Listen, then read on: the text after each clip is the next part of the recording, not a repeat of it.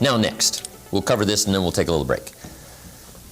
Leadership should understand the law of averages. One of the most important studies to study is the law of averages. And the reason is because everybody's affected by it. This side of the world, the other side of the world. Business is affected by it, social, personal, people, religious, doesn't matter what it is. We're all affected by the law of averages. The church is affected by it. The office is affected by it. The community is affected by it. The state's affected by it. The families, everybody's affected by the law of averages. So it's a good one to understand how it works, what's going on, so you're not disappointed and tipped over and upset. See, once you find out the truth, there's a Bible phrase that says, the truth sets you free.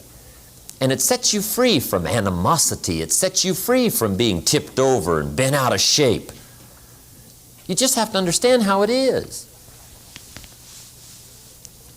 People used to cut me off on the freeway. I would go absolutely bonkers. I'm now chasing them down the freeway. See, I learned not to do that, right?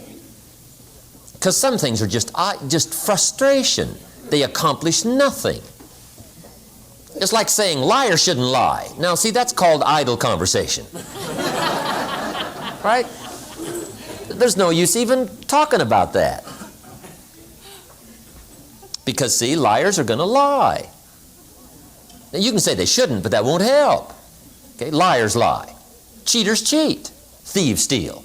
And you can say they shouldn't, but that's called idle conversation. Understand how it is.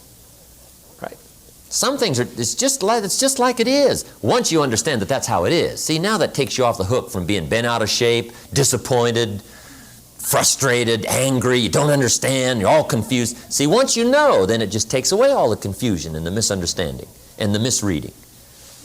Now when somebody cuts you off on the freeway, see, you learn to handle that better. You tell them they shouldn't, see, that won't help. Right? Because they're always going to do that. You know, if those people who cut you off on the freeway really tip you over, then you're going to be tipped over the rest of your life. Because those people are always going to do that. They're known as cutter-offers on the freeway. I mean, that's what they are.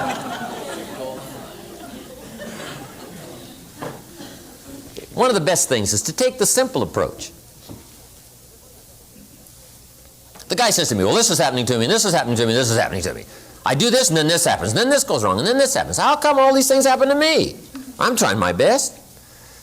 I say, sir, I really don't know. The best experience I've got over the last 25 years especially is those kind of things always happen to people like you. I don't know. That's the best I can figure out.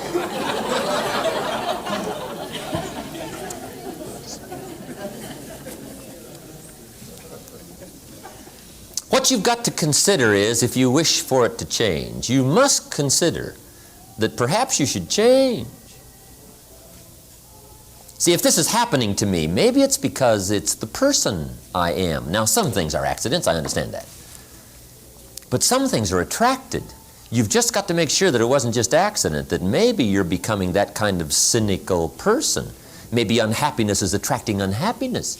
Maybe overdue sadness is attracting sadness, right? Maybe confusion attracts confusion.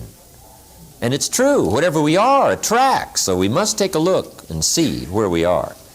But the law of averages is unique. And of course, the best place to study all the laws is in the Bible. Here's what the law of averages says. If you do something often enough,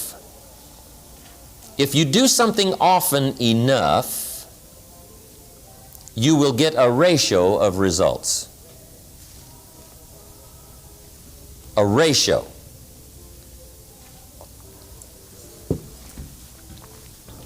And that's one of the key words in leadership to remember. Everything has ratios.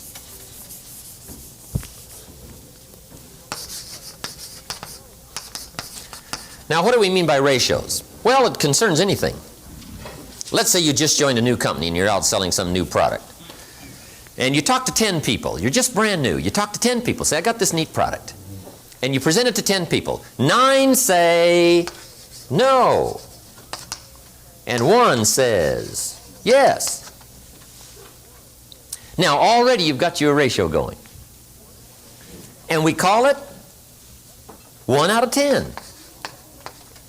That's fairly simple, right? No matter what you do, if you do it continuously for a while, you'll get a ratio, some kind of ratio. Okay? In baseball, what do we call it? Batting average. See, if somebody's pitching, you're up there swinging, sure enough, now even if you're an amateur, if you keep swinging, you'll get one, right? The ball will hit your bat. I mean, right? You just get in the way, you know, you just do it often enough. But a ratio starts to develop, right? Now, here's an interesting question about the ratio. Who will this ratio work for? See, anybody can get a ratio started. That's a key word. Anyone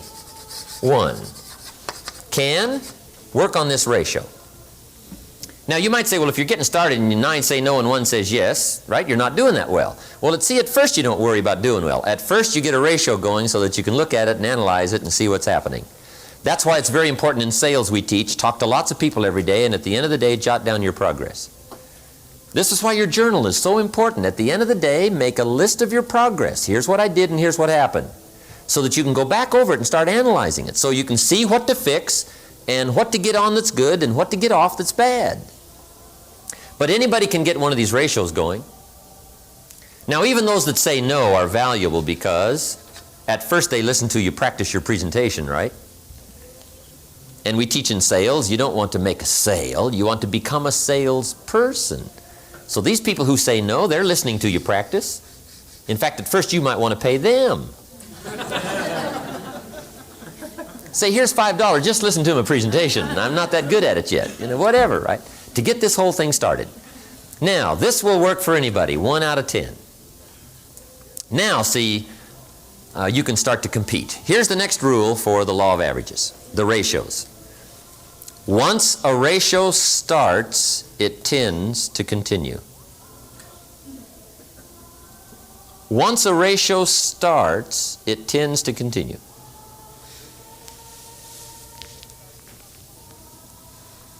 If you're just getting started, you talk to 10, 9 say no, 1 says yes. Here's what's exciting.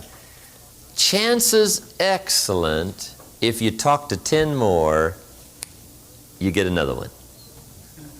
It's uncanny. I don't even know how it works. All I know is it works. Sure enough, another one will say yes. And see, now, all you got to do is just do this 2 or 3 times. Talk to 10 more. Another one says yes. Now you know you're getting about 1 out of 10. And see, now you can start to compete. And that's one of the next best incentives is competition. So get your ratios going so you can compete. Now, see, if I joined your company and I just got started and you're so good you can get 9 out of 10. And I just started and I can only get 1 out of 10. Because I just got there.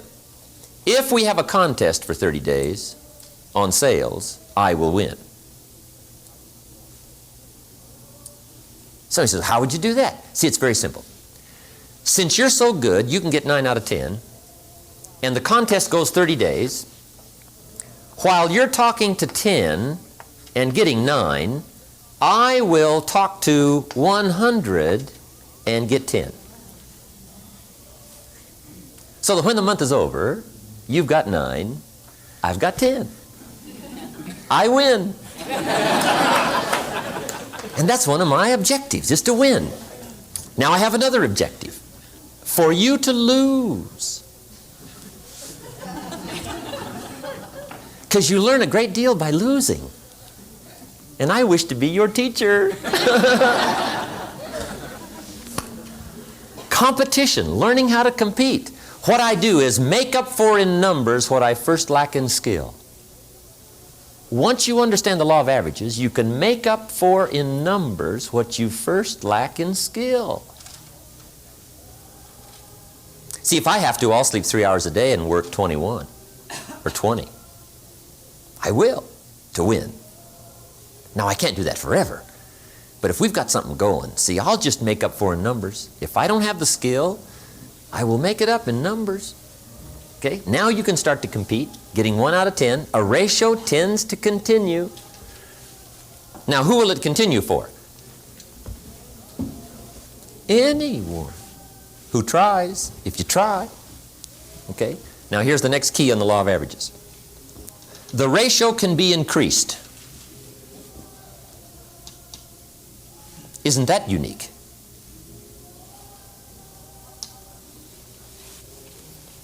You talk to 10, get one. Talk to 10 more, get one. Talk to 10 more, you get another one. Talk to 10 more, you get two. Why is that? Why would about the fourth time you talk to 10, you get two instead of one? You're getting better. Key question. Who can get better? Anyone who tries. See, that's exciting. Now, could you stay and work hard enough to get this ratio up to 3 or 4 out of 10? Is that possible? For who? Anyone. Could you stay long enough to be a pro, get 6, 7 out of 10? Is that possible? For who? Anyone. What's exciting to know is that capacity meeting opportunity can yield the most incredible results. And you have all the capacity that's necessary, and you're surrounded by opportunity. I mean, you lack nothing from where you sit to create enterprise and wealth and fortune and lifestyle, all the uniqueness you want. Being surrounded by opportunity and having unlimited capacity. I mean, what else would you ask for?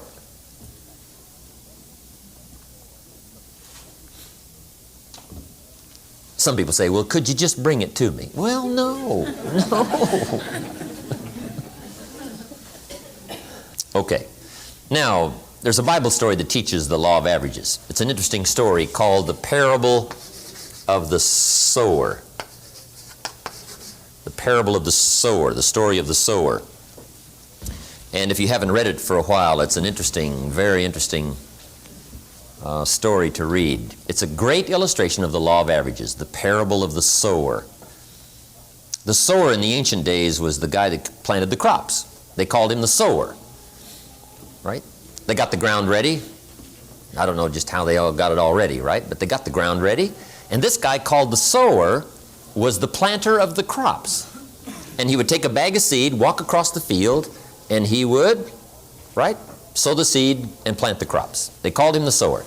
Now, the story of the sower is a typical story of life and people and results and what you can expect, right? And then you let the obvious be your best teacher.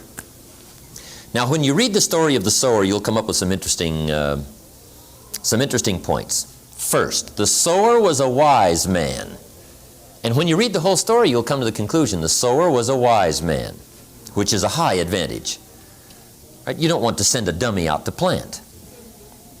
Right? We will all starve come fall. Next point of the story was the sower had excellent seed. Excellent seed. Story says he had the best. He didn't settle for something cheap and second best. Third point of the story, he was highly ambitious. And when you read the whole story, you'll come to the conclusion this man was ambitious, which is an admirable quality. Ambition. And then he went to work. Guy says, oh, I knew there was a hitch in there somewhere. That's where it is probably, right? The guy goes to work. Now the story with the sower, with the excellent seed, highly ambitious, opportunity all around him, he has the capacity, he's got the seed, everything's ready, and he starts out to sow to get some results. Now it's an interesting story about what happened to him. It's a typical story of life, but it's fascinating. Here's what it says. He starts out to sow the seed early in the morning, but the first part of the seed that he sows falls by the wayside, and the birds get it. He's sowing this good seed, highly ambitious man sowing this good seed, and the birds are grabbing it. He sows some more and the birds grab that. He sows some more and the birds grab that. Now, remember this is a typical story of life and people. Now, is that fairly typical? See, I got to tell you as a leader, the birds are going to get some of the seed. You get a hold of John. Let's say you're in real estate, right? Somebody here's in real estate. You get a hold of John. John says, hey, I'm looking for a change. I need a new occupation change. And I've heard about real estate. You say, John, come on over Friday night. We're going to have this orientation class. And we'll show you how to do it. Might be the new life for you. Earn the money you want to earn. Get your life turned around. Who knows what'll happen? John says, sounds great to me. I'll be there on Friday night. Learn all about it. I'll probably be one of your best salesmen. Say, okay, see you Friday night. Now, come Friday night, 7:30, supposed to start. John's not there. Say, well, maybe the traffic's a little heavy. So we wait till 7:45. About 8 o'clock, we come to the conclusion. What? He's not going to show. Question. What's happened since this unique conversation that you had with John, and you dropped on him this great idea? You've got the explanation, helped change his life. He said he would agree to be there, and he's not there. What's probably happened between then and Friday night? The birds done got the boy. Got him. And who knows who the heck it might be, right? Maybe it's his brother-in-law, right? Says real estate. You're not going to mix up in that, are you? Talked him out of it. Or his plumber. Says, let me tell you about real estate. His plumber. Now, if you get the message back as to what happened, see, here's where you might get off track. There's a couple of things you can do when the birds are grabbing the seed. One is you can chase birds. You say, those dirty birds, and away you go after the birds. You say, wait till I get a hold of his brother-in-law. I'll straighten him out. Tear him a new page. What does he know about real estate? His plumber. Now, see, you're off trying to straighten things out, rather than accepting it as it is. The best study of life is how it is, not how you wish it to be, not how you wish to rearrange it, how to take advantage of how it is. Some people would rather get even than to get ahead. They get off course. See, if you're off chasing birds, you have left the field. You're not sowing anymore. Now your chances go down instead of up. There's some things you don't try to cure. There's some things you ignore. Here's what it said this wise sower did. It said he ignored the birds, and he kept on sowing. How clever. There's some things you just got to accept. That's the way it is. So he keeps on sowing. And here's the key. If you keep sowing, you can sow more than the birds can get. But the birds are part of life. And don't press me why. I didn't arrange all this. I don't know. It's just the way it is. So he keeps on sowing. Now the story says this sower keeps on sowing. Now the seed falls on shallow ground, rocky ground where the soil is shallow. And it says the little plant starts to grow. This time, the birds didn't get it. But the first hot day, these little plants wither and die. Now that's kind of disappointing, isn't it? But see, that's bound to happen. This time you recruit John. John says, I'll be one of your best. He doesn't show up at the third meeting. You say, where's John? Say, I don't know. Somebody said, boo. And he...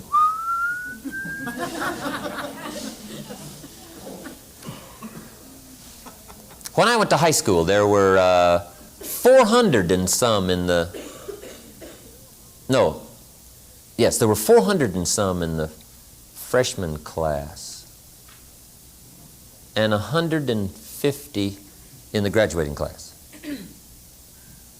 Is that unusual? See, there's always more freshmen than seniors. What's that called? The law of averages. Life takes its inevitable toll. Everybody should stay and finish, right? Maybe they should, but they don't. And you've got to learn to take that into stride. See, otherwise you'll be bent out of shape, you'll be tipped over, you'll be frustrated, you will misread life, and you won't know what's happening. You've just got to understand, sometimes the seed falls on shallow ground. And it didn't say what to do about the shallow ground. It just said that's the way it is. And we have a tendency to say, I thought sure John would last a month. But sure enough, it's happened. Now you're going to be disappointed. Let me put this in here. When this doesn't work out, just as you've planned, you're going to be disappointed. But here's what you must learn to do as a leader. Learn to discipline your disappointment. That's very important. Because sometimes it's easy to say, well, Pete, he's quit. John, he's quit. I guess I'll quit. And you just follow instead of lead. You're going to be disappointed, so be disappointed, but don't let it kill you. And don't let it stack up. Just understand, that's the way it is. I wish you would have stayed. But I wish him the best, wherever he's gone. He didn't last, but so what? That's life. Now then, here's what it said the wise sower did. He kept on sowing. How clever. Now it says the seed falls on thorny ground. Then the little plant starts to grow, but then the thorns choke it to death. Now, is that fairly typical? See, the thorns are going to get some. The little Bible story called the thorns the cares of life. Little cares, little duties that cheat people out of big opportunities. And it happens every day. And I don't know what to do about it. I called John up and I said, John, where were you last night? We had a meeting. John says, well, I can't make every meeting. I say, why not? John says, well, I got a lot of other things I got to do. I say, what are they? You won't believe the list John gave me for last night. The backyard fence was sagging and the dogs are about to get out. You just can't let your dogs run loose. The screen door had come off the hinges. You just can't let things fall apart. You got to take time to keep things fixed up. Some extra trash had piled up in the garage. You just can't let mountains of trash take over. You got to take time and haul out this stuff. On the phone, I can hear the thorns getting him.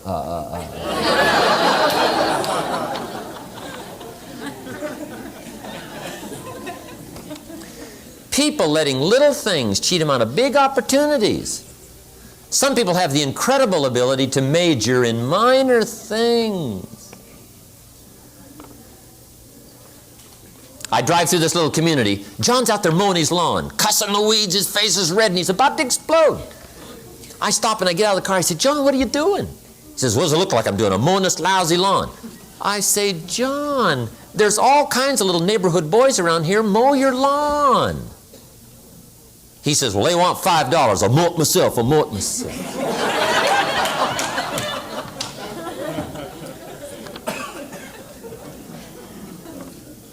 Number one, there should be a law against cheating some little neighborhood boy out of $5. That should be a law. But see, the biggest cheat is letting little things cheat you out of major opportunities, called the thorns, the cares. But now what do you do about that? Well, see, I used to give classes on how not to let the thorns see, but that won't work. I mean, those classes won't help. Here's what it said this wise man did. He kept on sowing. How clever. He understood the law of averages. Keep sowing. Good people are not trained, they're found.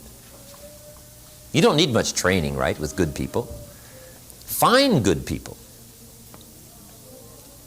Now, it says, finally, the seed falls on good ground. That's what it says, good. Somebody says, how do you find the good ground? Answer, keep looking. You'll recognize it when it comes by. You won't have to make something bad into something good. You'll recognize good when it comes by. Now, even the good ground, the story says, part of the good ground produced 30%, part of it produced 60%, and part of it produced 100%. Even the good ground. What's that called? The law of averages. The ratios. Where do they work? Everywhere. Who for? Everybody. Now what you must do is understand the ratios as a leader so that you learn how to work with them and not against them. Now see, I used to give classes here on how to do 100%, but see, that won't help. It's called frustration for the leader. Right? In the evening seminar I say, right, the key to management is don't send your ducks to Eagle School, right? And this is part of it here, right? It's learning where, what to do, and how to find the right people. What to do and how to find the right people. See, that's major. So, you let people who want to produce 30. They make a contribution to the whole, and the 60 and the 100. Now, here's the key question. How do you find the 100%ers? Answer. You got to go through the birds. You got to go through the hot weather getting some. You got to go through the shallow rocky soil. You got to talk to the 30 people, the 60 people, to find you the hundreds. Here's what we say. If you want a lot of seniors, you must load the freshman class. Okay? That's how you find seniors. You just load the freshman class. And there's a lot of things, you just watch the process. You don't try to change the process. You just share the story and watch what happens. Share the opportunity and watch. And you pick by watching what happens. You don't force, you don't make, and you don't change. You watch. So it's called act and share and watch and pick. Okay? Act and share and watch and pick. And what's smart is to pick 100%ers that become 100%ers. Right? You look like a hero. And you don't try to make 100%ers out of people who are not going to do very much. And see, that's not on them. Now, some people in one enterprise are going to do much better, in one enterprise than they are in another. But whatever enterprise you've got going, or whatever you're working with in the way of people, just understand the law of averages, and here's the key. Don't try to change it. Learn to work with it. Okay, is that helpful? The law of averages. I'm telling you, it'll save you a lot of heartache. It'll save you a lot of mistakes and a lot of errors and a lot of wondering and a lot of pondering, sleepless nights, agony. I mean, it just cures a whole lot of things once you understand the law of averages.